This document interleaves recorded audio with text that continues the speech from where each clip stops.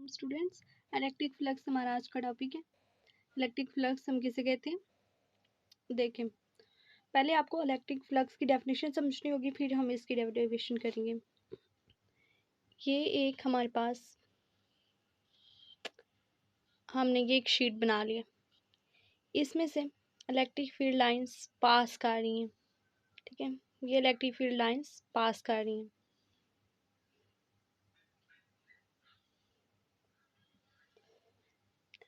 अब देखिए, जितनी इस शीट में से इलेक्ट्रिक फील्ड लाइन पास करेगी तो वो उसका क्या कहलाएगा, electric flux. Number of field lines, इस पर आपने दो चीज़ों पर गौर करनी है।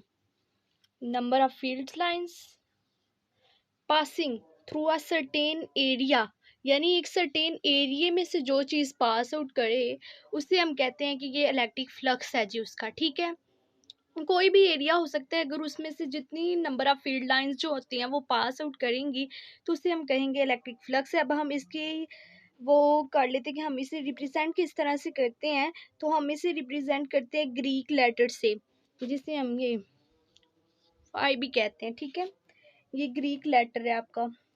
और आगे ये जो हमारे पास है ये स्केलर और डॉट प्रोडक्ट से हासिल होती है ई की और ए की। अब ई क्या है और ए क्या है, ये कैसे हासिल होती है, dot product of E and A. अब हमारे पास ई क्या है, ई हमारे पास है इलेक्ट्रिक इंटेंसिटी, और जो ए है हमारे पास वो हमारा एरिया है।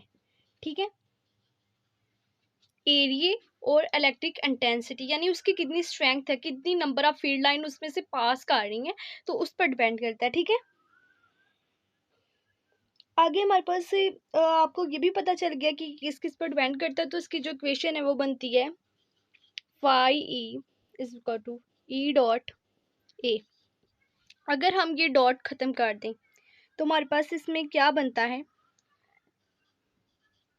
इसके ऊपर ये भी आता है phi E is equal to E A cos. हम इसे डॉट को खत्म करेंगे तो हमारे पास क्या आएगा, कॉस थीटा। ठीक है, ई ए कॉस थीटा, ये ई ए के दरमियान रिलेशन शो करी। ठीक है, और ये हमारे पास थीटा जो है हमारे पास आएंगे। और ये अब हमारे पास किस किस चीज़ पर डिपेंड किया, इलेक्ट्रिक इंटेंसिटी जी, इलेक्ट्रिक इंटेंसिटी,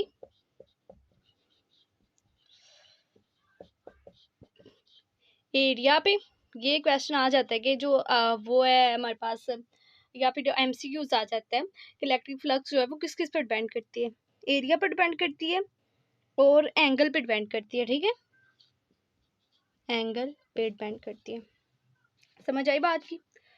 और ये जो फ्लक्स है हमारे पास, ये कहाँ से डिराइव्ड हुआ है, फ्लक्स जो है हमारे पास वो एक लैटिन वर्ड जिसका नाम है फ्लो, उससे फ्लो, फ्लक्स का मीनिंग हमारे पास है फ्लो, उससे रिलीज हुआ है। और ये जो हमारे पास इलेक्ट्रिक फ्लक्स है ये एक स्केलर क्वांटिटी है। कौन सी क्वांटिटी है, स्केलर क्वांटिटी। ये सारे एमसीक्यूज हैं, लेकिन जब आपने लॉन्ग लिखना है तो ये भी साथ में ज़रूर लिखना है। अब हम ज़रा इसकी डेफिनेशन कर लेते हैं। ये तो हमारी हो गई थी इंपॉर्टेंट चीज़ें जो हमने डेफिनेशन के साथ ज़रूर लिखनी। अब ज़रा हम ना इसकी जी डेरिवेशन पे आते हैं। आप इसको ज़रा नोट ऑफ कर लें या फिर इसका स्क्रीनशॉट ले लें। एक दफ़ा फिर से मैं रिवाइज कर देती हूँ कि इलेक्ट्रिक फ्लक्स हम किसे कहते हैं कि कोई भी एरिया है उसमें से जितनी number of field lines pass करेंगी उसे हम इलेक्ट्रिक फ्लक्स कहेंगे। अब नंबर ऑफ फील्ड लाइन को हम कहते हैं इलेक्ट्रिक इंटेंसिटी, यानी कितनी स्ट्रेंथ है उसकी। तो फिर अब हमारे पास जो हमारा फ्लक्स है वो किस पर डिपेंड करता है, इलेक्ट्रिक इंटेंसिटी पे डिपेंड करता है, एरिया पे डिपेंड करता है और एंगल पे डिपेंड करता है, कि ओरिएंटेशन पे डिपेंड करता है उसकी। ठीक है, ओरिएंटेशन हमें एंगल को ही कहते हैं। और जो फ्लक्स है वो एक स्केलर क्वांटिटी है और इसका मीनिंग क्या है, फ्लो, ये आपने याद रखना है जी। तो अब हमने करनी है इसकी डेरिवेशन, लेकिन हमारे पास जो है ना हमारी एक चीज़ जो है ना वो रह गई है। मैं इसका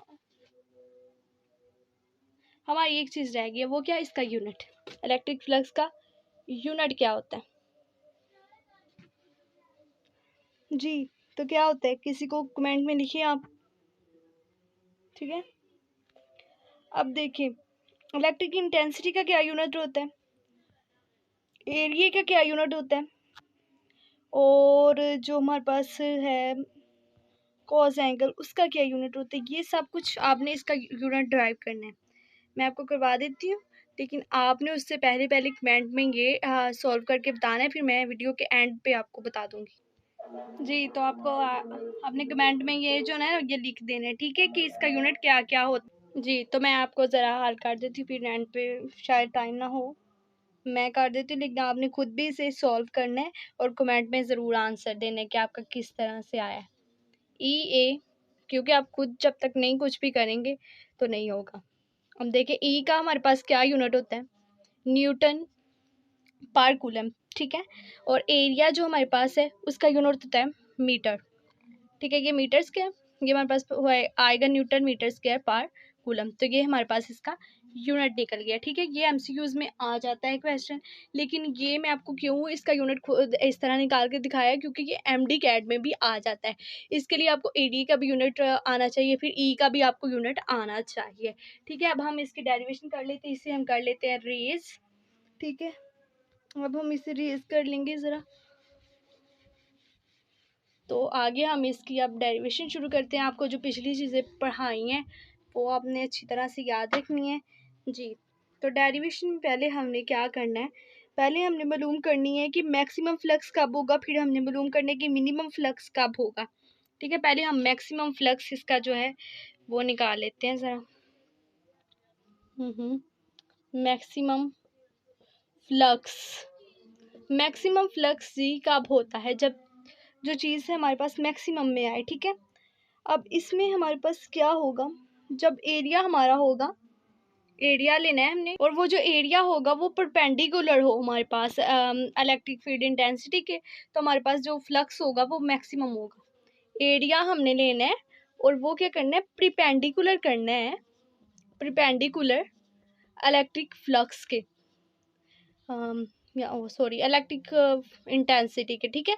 तो हमारे पास जो आएगा अब वो क्या होगा, वो मैक्सिमम हो जाएगा, ठीक है, फ्लक्स जो आएगा हमारे पास। अब ये कैसे है जी, ये हमने एक शीट ली, इस पे अब हमने क्या किया है, अब हमने ये जो है एरिया ले लिया है, अब हमने ये एरिया ले लिया है और इसके बिल्कुल परपेंडिकुलर ही यानी कि आमने सामने हमने इलेक्ट्रिक फील्ड लाइंस छोड़ दी है, ठीक है। ये हमारे पास फील्ड लाइंस है इसकी, ठीक है।